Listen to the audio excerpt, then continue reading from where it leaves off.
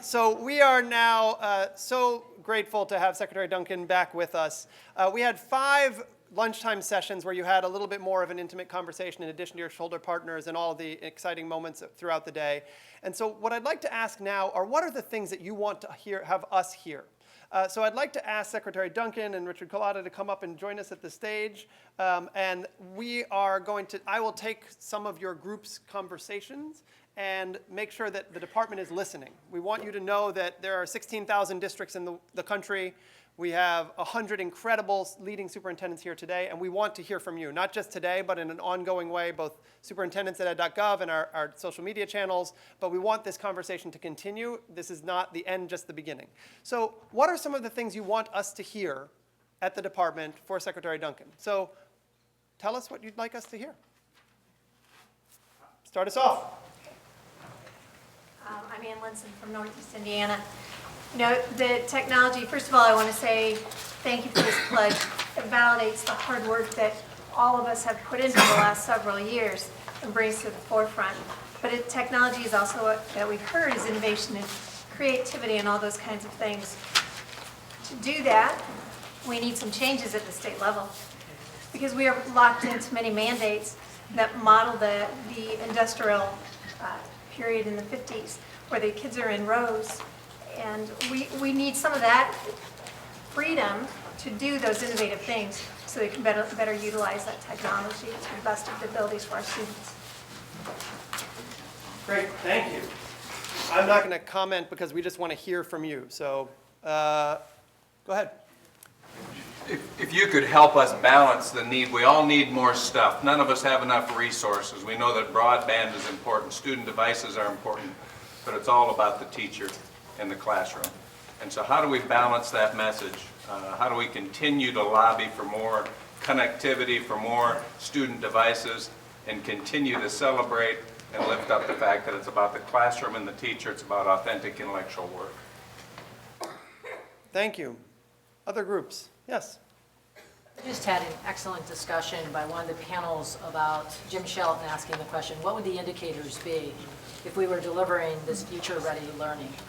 And I would ask that we should look carefully at the current assessments and ask ourselves, do the current assessments actually demonstrate the kind of learning, future-ready learning we want of our students? And I would argue that they may not be delivering on the promise that we want for our children. So we should revisit those and do it quickly because the kids that just were in the video demonstrated to us that they have a great deal of learning and understanding of what they're doing and not just showing up just on test scores. Okay. Other thoughts? Yeah, we come from a very high needs district, very poverty. We've done a fabulous job over the last many years equalizing that inside the school setting. Our problem now is they come to a very enriched technology environment. Going home, most of them can't even afford their lunches. So they're going home, and once they leave that school door, it's over for them as far as connectivity and continuation of what's happening inside school. We'd really like to see some flexibility, especially with maybe like E-rate and other kinds of things, to give us some flexibility to go after those communities so the kids don't leave the schoolhouse and it ends there. It continues inside the home. Yes. Hello. I'm Brian Harris, the superintendent of Barrington, suburban Chicago, and just wanted to ask the Department of Education to consider to host some regional summits for Future Ready. I think you have a lot of talented people here in the room that would be willing to do that all over the country, so we have the passion and desire, so please consider that, and we certainly carry the message. Thank you. Hope you're going to be here in 20 minutes.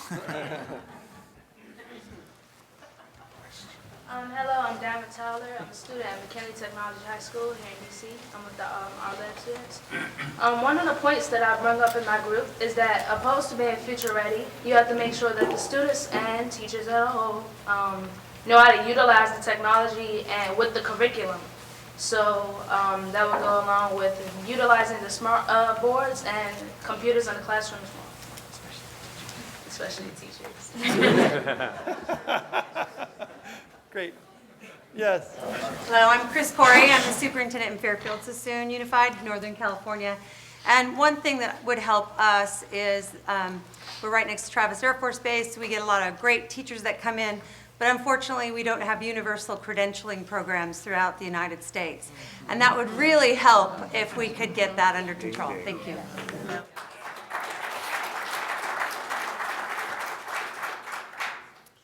Let's take 3 more. Yes.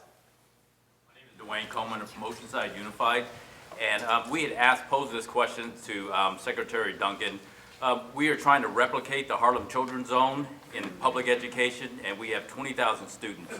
And if the department could help us in terms of more flexibility with Title I funds, Title II funds, we'll take care of the businesses and other community agencies, but we need the department to really think about that flexibility using those funds, because that's a goal that's going to happen in Oceanside. It may be 15, 20 years, but it's going to happen in Oceanside Unified. And 2 more voices I haven't heard. Yes. My name is Lisa Gonzalez. I'm the superintendent in Portola Valley out in California. I'd like to know if there's a way that the federal government can work with states where there might not be a system of working with the state and you can work with districts. I know sometimes our states might not be as cooperative as you might like, but there are districts within those states that would really like to be able to work with you. Great. And yes. Try and hit them all real quick. Okay, great. I am David Buffalo, New York. One of the things I think, one of the levers I think we really need to pull is actually the universities and teacher prep programs. We can't expect for our kids to be given these wonderful devices to use if we don't teach the upcoming workforce how to use them. All right, the secretary told me to keep going, so let's keep going. Yeah. We're all working so hard to figure out what works, and often the research and evaluation hasn't caught up with how quickly we need to make decisions. And so figuring out a way that practitioners can share what we've learned from using, whether it's different online programs or doing different interventions or different innovations, and better share that rather than just calling each other on the phone and saying, how did that work? A couple of new voices. Yes. Gail Pletnick from Arizona. I think we also have to make sure we really go on a campaign nationwide to redefine what an educated student is. So often it's tied with reading and math because that's what we test. We have to help people to understand creativity, collaboration.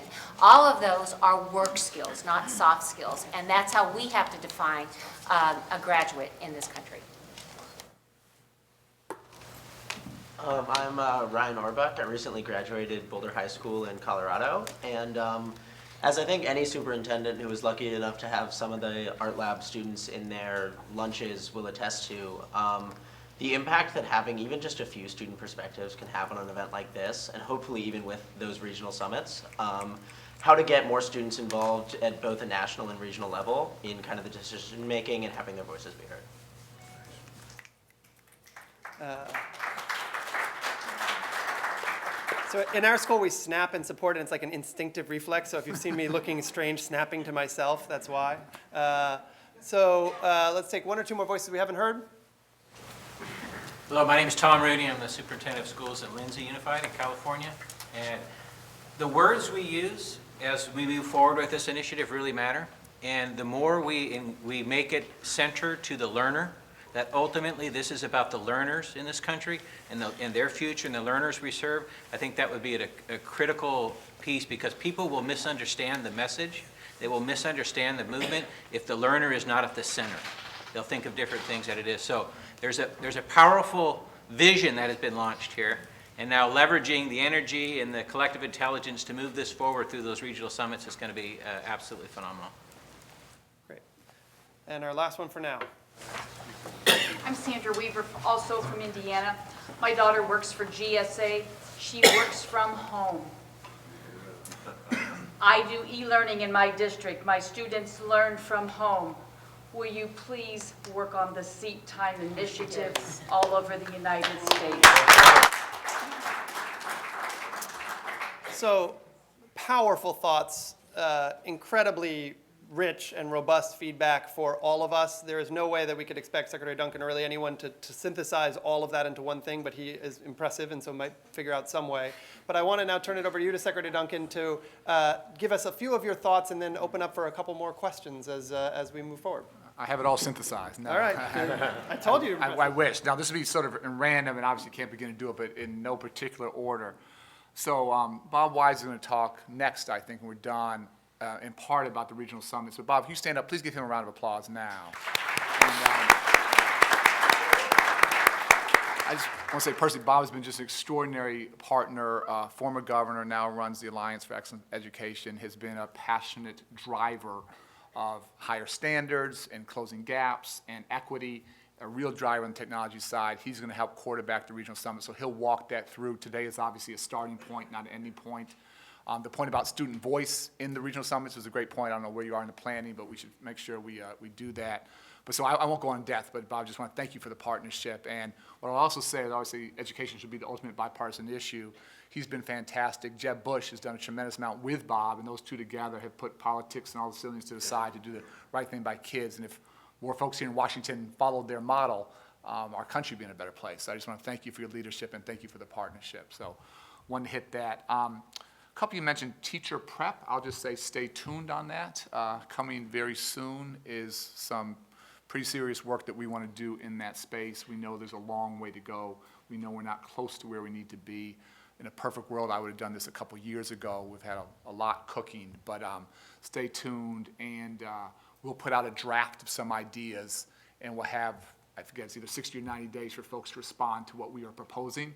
So be looking for that. We'll put it on the website and give us your honest and candid feedback, but we know building a great pipeline is hugely important. The seat time versus competency is a huge one that we're trying to figure out both at the K-12, also on the higher education side. Higher education, we've done some interesting pilots, X-sites, we call them experimental sites, thinking through how we move from, sitting at a desk, an hour a day for 5 days a week to get credit versus do you know Algebra 1 or biology or AP Physics or not. We'd love to partner with you and help to think that through, and again, that's part of the leadership that you guys can provide. The question on the Title I and Title II, I don't know where that was in the back, please push us hard on that. And none of us want to go to jail, but short of going to jail, we want to be as flexible as we can. The guidance I mentioned this morning around uses of Title I and Title II and Title III and IDA on this tech space is not limited just to tech. I will say a surprising amount of time when folks call us, our answer is yes, but they're being told by their own bureaucracies the answer is no. And we will always give you a straight answer. If we can't do it, we'll tell you why we can't do that. But it's amazing how many myths and sort of urban legends are out there at both state and local districts. And candidly, I think some people's jobs, they keep their jobs by telling you all the things you can't do, and it's just simply not true. So this is not a blanket yes. It is that we are open for business, and please come directly to us and hold us accountable for giving you a very, very clear answer. And obviously, the Promise Neighborhood stuff we love. We put a ton of money behind that and want to continue to fund more in that space. A couple of talked about sort of assessments and what we measure, and that's again a huge issue that we don't begin to have all the answers, but we're spending a lot of time thinking about. As you guys know, we've significantly funded 2 consortia of states to put together next generation assessments, Park and Smarter Balance, that probably many of you engaged with. They will not be perfect. I think they'll be much, much better than what probably virtually all of you are assessing today. They will look more at critical thinking skills. There'll be less fill in the bubble tests. They'll be evaluating writing, which is really important, which has not been evaluated in the past. It does not get at the really key skills that you guys talked about, not soft skills, creativity, collaboration. I would add grit, resilience, ability to overcome adversity, and all those things that we know help our kids the rest of their lives in whatever they do. And that's ongoing work that we think is hugely important. I would argue those skills are as, if not more important than reading and math and social studies and science. And we are in our infancy as a nation sort of evaluating how we teach it and then how we assess whether we're successful in teaching it or not. When I worked back home in Chicago in the inner city, I spent a huge amount of my time trying to help instill the kids I work with those character traits. And I have no clue, candidly, whether I was successful or not. And so there's a disconnect there. Home connectivity, obviously you're trying to do schools and libraries. We have had districts use E-rate to do that, Mooresville being a very prominent example. There's another rural district, I'm blanking on the name, in Alabama that I read about in the past. Do you know offhand, not to put you on the spot? No, that's not putting me on the spot at all, Arnie. I know, so I'm thinking of Gwinnett County in Georgia that has done a lot of work in that space, and I will very quickly search to see what the other one is. So to be clear, we have districts that are connecting homes using E-rate money. And again, legally, I don't know all the details, I don't know all the mechanics, but we obviously know how hugely important that is. And as everyone here knows, I said earlier, technology can either enhance equity or it can exacerbate the divides between the haves and have-nots in our country, and we want to do everything we can to level the playing field. Other big, and just again, it's about sharing this stuff, and obviously we use the website. We'll try and figure out ways how to keep this collaboration going. And just sort of last thing, and then I'll take any more questions folks have directly for me of how we go from a room of 150 into about, 1,200 superintendents around the nation, which is fantastic. But 15,000, 16,000 districts, we're, a small percent of where we need to go. And you guys going back and talking to your colleagues, I can't overemphasize how important that is. Sorry, last one I knew I wanted to get to was partnering with districts directly as opposed to states. So we also grapple with this one every single day. Trying to think through what we can do.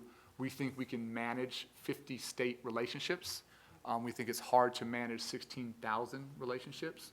We're trying to get much better at managing those 50 states relationships and giving them one point of contact, not a Title I contact and a Title II contact and a Title III contact. Just for you to know, I'm not big on reorganization at all, but going into the new year, we're basically changing a lot of our internal organization to create state support teams. And so testing ourselves, can we become a better partner to states? We have, as you probably know, we do grants to not just states, we do lots of grants to districts. You guys talked about Race to Top Districts before. We do community-based grants, Promised Neighborhoods and other things like that. So we try and play at every level. Where we have partnered directly with states was with the core districts in California coming in for a waiver. California didn't want to do that. That was fine. It was a huge percent of the state's students and the nation's students in 8 of their larger districts. So we did do a waiver directly with them. It's complicated. It's working, I think, pretty well. But again, just trying to be always honest, we can't do 16,000 whatever. So trying to find that middle ground to fund, to support, with states being our primary customer, but being willing to be more creative and to fund at every single level. I'll stop there, and if folks have other questions. Awesome. There are a number. Thank you very much, and thanks for the feedback and input. There are a number of questions that I know you have. By the way, I believe Piedmont County Schools is the school that you were thinking about. Yeah, that was doing that. So I thank for technology on that one, lifeline there. But I know there are some other questions of people. I'll admit it, right? It's all right. A couple questions that people had specifically for Secretary Duncan, and wanted to first turn to David Hoffert from Warsaw Schools in Indiana. And can I ask for one small change? If you can come to the microphone there, just because we are capturing this, that would be very helpful. Go ahead, sir. Absolutely. Thank you so much for hosting this today, by the way. It's been a wonderful learning experience and a great collaboration. This has been something that's been alluded to and talked about all day, but how do you see technology as creating a bridge to equity of education for all students? Again, you guys are living this every single day, but if we are honest with ourselves, while we have made, in some places, some progress on closing gaps, we are nowhere near where we need to be. And I don't think there's a district in the nation, and I know there's not a state in the nation that can claim that those gaps have been eliminated. And for me, it's not just about closing gaps, it's about raising the bar for all kids. We don't want to close them by having white kids, dummy down what they're doing. It's bringing up our children of color. And you guys probably all know this as well, that for the first time in our nation's history, this school year, our nation's students are majority minority. So this isn't about doing the right thing for our black families or for our Latino families. This is the right thing for our nation. And I think we have talked a lot about achievement gaps. I would say we have admired achievement gaps. We have not closed what I call opportunity gaps. And I'm convinced that if we don't close opportunity gaps, we will continue to admire and discuss achievement gaps and not really get to the heart of it. And there's no one magic solution, Great teachers matter tremendously. We heard about that earlier. Great principals, great superintendents matter tremendously. But I just go back to, again, the joys of my job is traveling the nation, how many kids in, whether it's inner city communities or rural communities or Native American communities, who now have access to a foreign language, who now have access to AP classes, who are now taking college-level classes as a junior and senior in high school. It is changing their lives.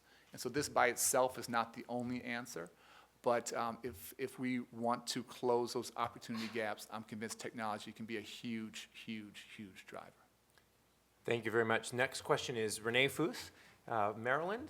You want to come over here? And while Renee's coming up, John Carver, do you want to come over on this side here and be ready to go? Go ahead, Renee. What's your perspective on balancing funding to increase the use of advanced technology in the classroom while continuing to recognize and support the primary role of teachers in our students' success? Yeah. First, real question. First, I want to be really, really clear, and hopefully this came through today, that there are some folks who say that somehow technology will make teaching obsolete. I couldn't disagree with that more. It was actually interesting. Yesterday, had dinner with the president of Harvard, met with a guy who started Code Academy. I think he's about 25, and he's serving about 14 million students in very different methods of help. Both were just unequivocal that we all know it's blended learning that works. It's great teaching, great teachers empowered by great technology. And so for me, this is neither, or should never be either or. It's got to be both and. It can't be a false choice. We need devices. We need connectivity. We need to support teachers in their PD, and we heard about that. We know a lot of our students ahead of where our teachers are. We've asked for a pretty significant increase in our budget to fund PD for teachers.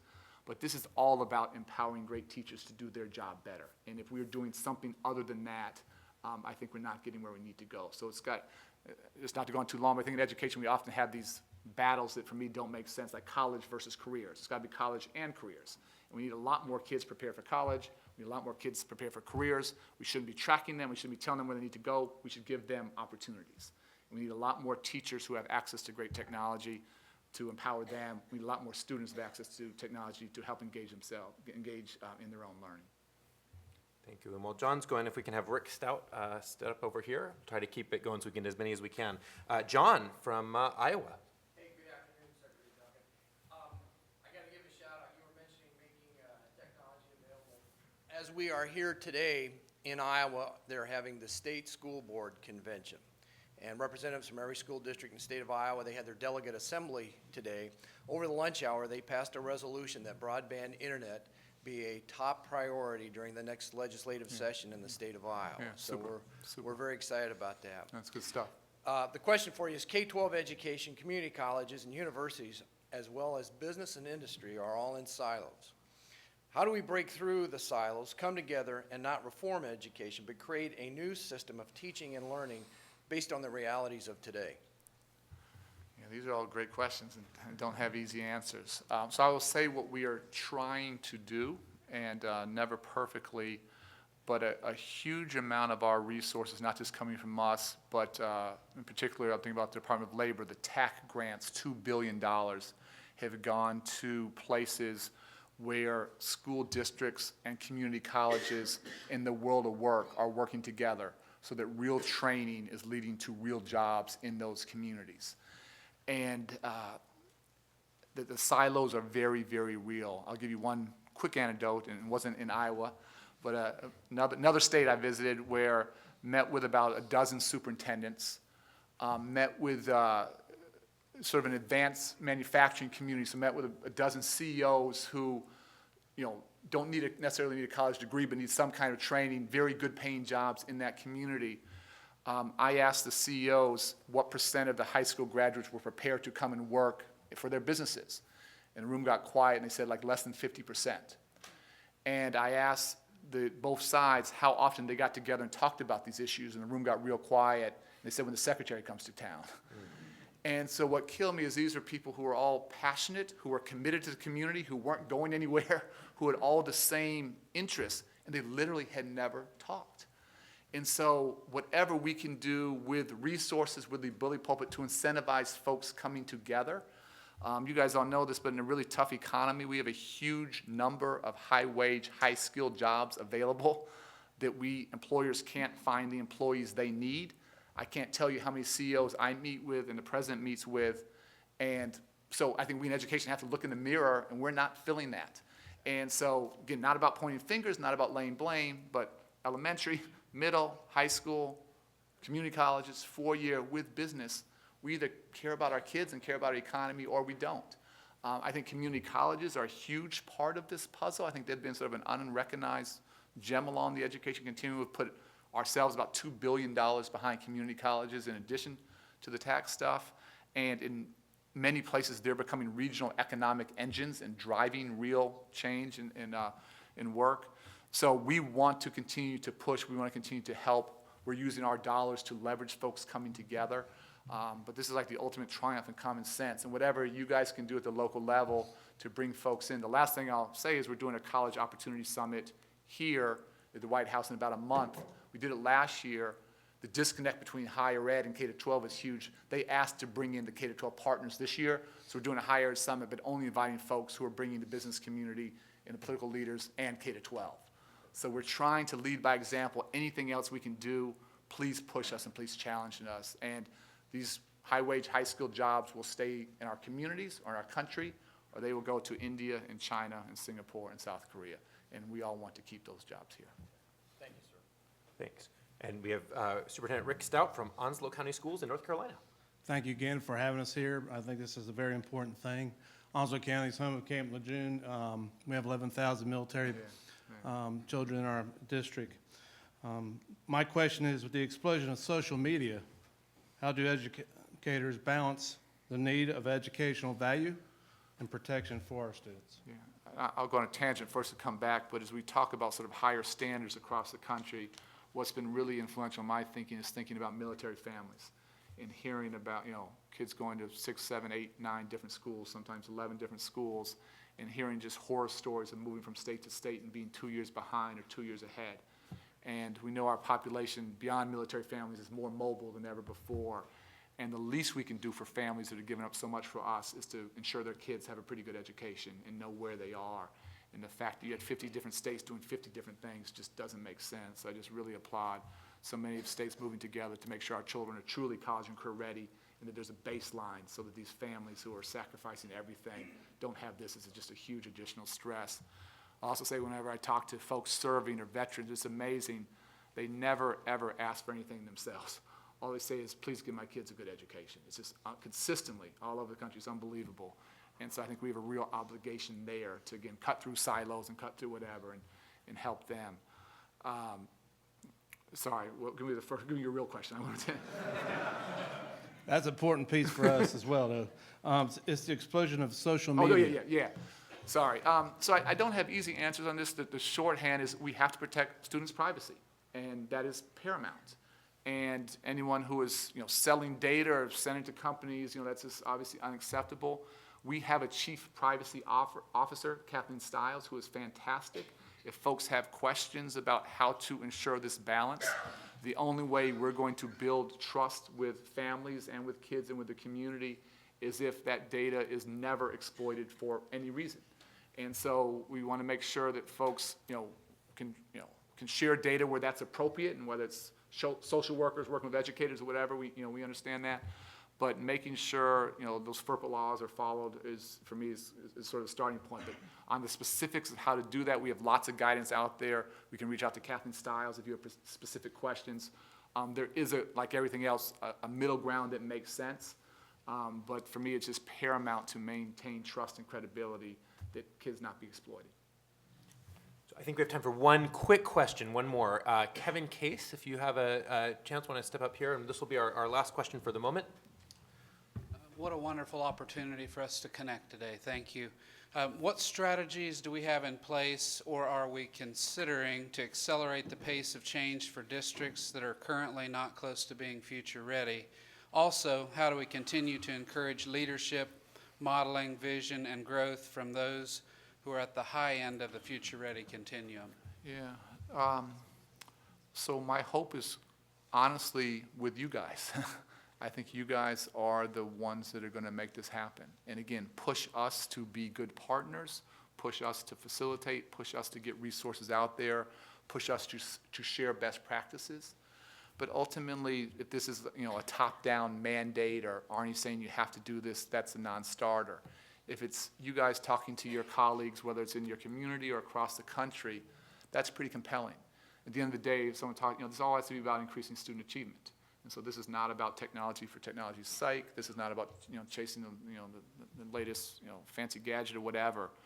But if you guys are, as Mooresville has, as other districts have, if you guys are increasing graduation rates, if you're reducing dropout rates, if students are performing better, if teachers are more engaged than ever before, if your kids are graduating and graduating truly college and career ready and not having to take remedial classes in college, which is a devastating stat in this country, and technology is a piece of that puzzle, that's pretty compelling.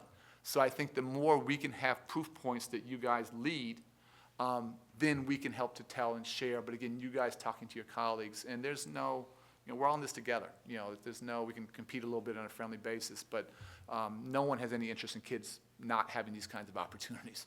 No one has any interest in maintaining a dropout rate that's too high and a graduation rate that's too low. And your leadership, again, this is the, I think the genius of the American school system is you have a chance to have so much local innovation. You don't have a centralized, you know, telling you what to do. And I really, at the end of the day, believe in that. There's sometimes some, you know, complications there. But if you guys can start to fundamentally change outcomes for kids, that's a hard one for other folks not to follow. Thank you for the questions, and thank you, Arnie, for taking the time to answer them.